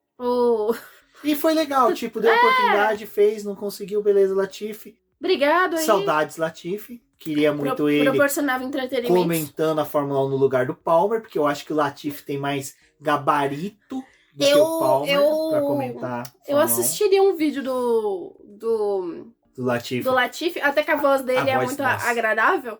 Eu assistiria um vídeo dele comentando, assim, analisando. Não consigo assistir do Palmer porque não vejo seriedade naquela criatura. Nossa, o Palmer não analisando corrida. Eu fico assim, meu querido, analisando o quê? Né? E o Palmer eu tenho... Olha, eu poderia fazer um podcast sobre o Palmer aqui, porque ontem eu fui dormir meia-noite xingando o Palmer. Exatamente. E quem ouve eu e os gatos. Exatamente. Bom, e tem mais 2 perguntas para finalizar. A penúltima é da Esther. Por que as Mercedes estavam tão lentas? Esther, essa é a pergunta que o Toto Wolff tá pagando $1 milhão para alguém responder e explicar direitinho. Porque, eu vou ser sincero, tudo começou em janeiro de 2022, quando eles quiseram fazer o W14 Zero Point. Foi 2022 não, 2021, quando eles decidiram fazer essa birosca. A filosofia do carro, não casou com a pista, é uma pista rápida, longas retas, curvas fechadas. Depois da corrida, a Mercedes respondeu que... O Hamilton, né, ele falou que não tinha o carro com uma traseira forte, que era algo necessário para a Áustria, e que nas paradas, quando ele fez as trocas de pneus ali, sempre que ele ia para os boxes, eles estavam dando aqueles cliques na asa para poder melhorar a asa, para poder melhorar a frente do carro, para eles compensarem o problema que eles estavam tendo. O carro estava numa configuração muito complicada pro fim de semana, e por conta das 2 classificações e das 2 corridas, eles não conseguiam mexer em muita coisa. O final de semana na Áustria foi muito bom, no sentido de que eles atualizaram o carro, fizeram a mudança do sidepod, e eles estavam tipo, nossa, muito legal, só estavam vendo os pontos positivos. Os pontos negativos desse projeto e da mudança apareceram na Áustria. Então também foi bom pra Mercedes, tipo, ter esse choque de realidade, que não era só você fazer uma mudança no carro, que o problema é muito mais complicado do W14. Então, serviu para poder coletar dados. Eles estavam lentos por causa dessa opção de configuração que eles fizeram. Já definiram que, assim, não vai ter como salvar toda a corrida, não vai ter como ter desempenho em todas as provas. Classificações duras ainda vão acabar acontecendo. Em algumas provas eles vão se recuperar, porque vai ter uma configuração mais favorável, um ritmo de corrida melhor. Em outras corridas eles simplesmente vão sumir e é isso que vai acontecer. E é algo que também ocorre com a Aston Martin. Também viveu esse apagão esse fim de semana nesse sentido. Tipo, ok, a gente tá copiando o carro da Red Bull, estamos muito parecidos, mas a gente sabe que a carcaça pode até ser parecida, mas todo o desenvolvimento que teve ali para você chegar naquilo não é o mesmo da Red Bull, não é o mesmo pensamento. Então vão penar da mesma forma, vai ter essa oscilação aí no grid, principalmente quando optarem por algum outro tipo de configuração para poder responder à necessidade do circuito. Exato. Bom, eu fico feliz com essa oscilação da Aston Martin e da Mercedes, porque a McLaren chega. E já respondendo a pergunta do nosso Mauro Carvalho, obrigado, Mauro, aí, pela participação, e parabéns mais uma vez pela cobertura que você está fazendo na Indy. Cara, sensacional. Em que ele pergunta, né, Rubens, qual é a tua avaliação do nosso Koalinha até agora? Agora, cara, eu vou ser cancelado pela metade da internet, mas eu vou ser sincero. A melhor coisa que teve para a McLaren foi ter feito todo aquele imbróglio ano passado, realmente ter ressentido com o Richard. Pagou milhões, pagou. Eu vi a rescisão do Richard, é que nem rescisão de empresa. Você paga os 40% da FGTS para se livrar do funcionário. Então a empresa vai lá, paga as multas, verbas rescisórias. É normal isso no mercado. Todo mundo que já trabalhou por CLT vai saber que isso existe. Então aquele pré-adolescente Floquinho Dourado que tá no Twitter nunca passou por isso, então não sabe, mas um dia vai saber que existe verbas rescisórias justamente para isso, para você pagar e chutar o empregado fora. Foi isso que a McLaren fez. Trouxe o Piastri. Já está refletindo a Kimby? Acredito que sim, porque é uma coisa que eu falei começo desse ano. A McLaren, com 2 pilotos que estavam trabalhando de próximos, como é o Piastri e o Norris, ela para de ter que atualizar o carro para adaptar para um piloto e começa a criar peças para o carro evoluir. Então, qual que foi o lado ruim dos 2 anos com o Richard? A McLaren atualizava carro para poder suprir o déficit do piloto. E o Norris que lutasse pra poder se adequar. Exatamente, o Norris tinha que ficar correndo atrás para resolver a vida dele, coitado, para poder... Enfim, já é só águas passadas. A vantagem agora do Piastri é a seguinte, a equipe tá fazendo peça pros dois pro carro evoluir. O que eu falei até nessas conversas que eu tive com a Débora, eu quero saber como o Piastri vai reagir com esse carro. Uhum. E eu vou ser sincero, eu não me surpreenderia se ele começasse a andar à frente do Norris. Mas eu acredito que isso não deve acontecer por N motivos, questão de mais de adaptação, e o Norris já é um piloto mais acostumado. Calejado com a ele já é calejado até que os próprios circuitos já é uma pista que ele já é mais acostumado, visando que o Piastri só fez 1 ano de Fórmula 2 e só passou 1 ano nessas pistas e não em todas. Então, assim, pra mim, eu tô muito feliz com o Piastri, como fã da McLaren, porque enquanto que os dois estavam com carros iguais, eles estavam andando próximos. E o Piastri, no GP do Canadá, na chuva, foi muito bem. Ontem, ele foi muito bem também, esses 2 finais, nos 2 dias que teve corrida, ele foi muito bem com o carro defasado, não teve dor de cabeça com extravasar a pista. Então, assim, cara, eu tô nesse ponto, assim, o fã da McLaren pode ficar tranquilo. Eu acredito que para 2024, 2025, a McLaren vai dar um salto, forte chance de voltar à posição de P4, não vou falar P3, porque o embate entre Ferrari e Mercedes vai ser bem grande, mas eu acho que ali disputar com a Aston Martin, ficar um pouco acima da Alpine, tem grande chance. Então, acho que assim, a vantagem do Piastri não ter que ficar se adaptando a cada corrida ao carro, está sendo uma vantagem tremenda da equipe em poder desenvolver o carro para melhorar e não para suprir uma déficit do piloto. O Piastri, eu quero ver o que vai acontecer agora que vão colocar a atualização no carro dele, mas se ele já conseguir responder com a atualização e voltar a andar próximo do Norris, vai ser bem interessante. Acho que a McLaren ela precisa continuar tendo pilotos que andem próximo para eles buscarem mais pontos, que é o que está fazendo diferença nesse campeonato aí. Porque a Alpine está conseguindo, por mais que seja entre trancos e barrancos, está ali pontuando, aquele pódio em Mônaco fez muita diferença para eles. E hoje a McLaren está correndo atrás de tentar melhorar e sanar o problema que eles tiveram inicial. Então é um piloto que eu acho que tem muito potencial. A gente precisa observar ele, e eu acho que eu ainda daria uma colherzinha de chá pro Piastri, porque ele foi um piloto que ano passado ele ficou parado. A Alpine simplesmente botou ele no calabouço e falou, fica aí, meu querido, que não vai ter nada pra você em pista. Então é um piloto que, assim, cara, pro que ele tá fazendo no carro da McLaren, 1 ano fora da Fórmula 1, e para um piloto que tá começando a carreira, faz muita diferença você ter contato com o carro. Eu acho que ele tá indo muito bem nesse sentido. Então vamos ver aí, trazendo essas atualizações, o que vai acontecer. Mas eu ainda boto fé no Piastri. Quero ver um pouco mais quando esse carro da McLaren melhorar. Ou talvez no próximo ano, quando eles, agora que sabem as cagadas que estão fazendo com o carro, de talvez vir com um modelo melhor, muito menos difícil dos pilotos guiar. Seria interessante ter um equipamento mais efetivo e até que casasse com o que o Norris e com o que o Piastri podem entregar. Porque são 2 pilotos que a gente sabe que são rápidos.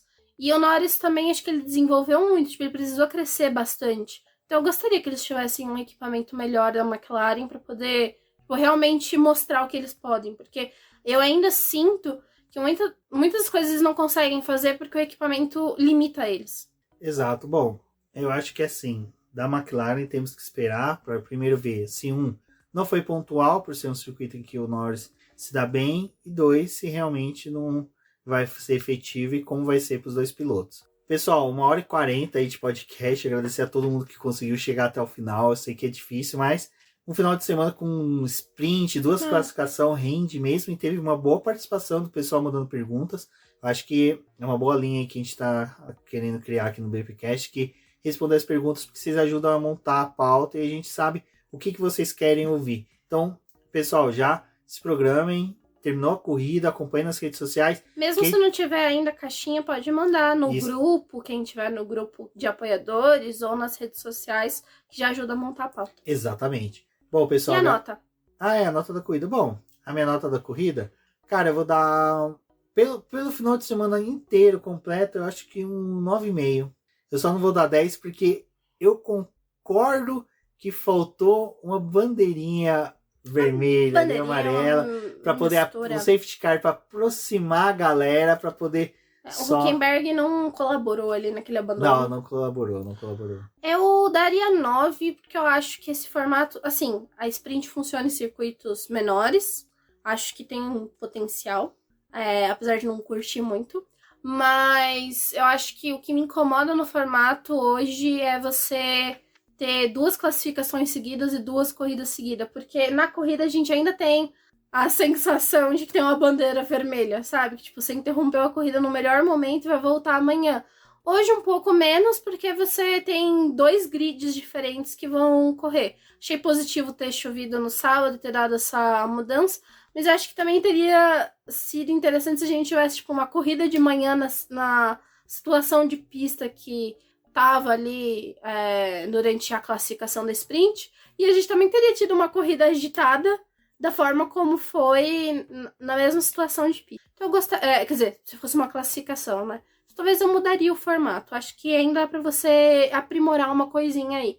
E talvez até desvencilhar da própria classificação, né? Por mais que a gente saiba que tem algumas reticências de ter volta lançada na Fórmula 1, mas talvez uma classificação pré-sprint com volta lançada fosse algo interessante, Rubens. Porque já que a gente teve tanta volta deletada esse fim de semana, ia ser bem interessante eles montarem a tabela, tipo, com um piloto que foi lá, tem uma chance de dar uma volta rápida.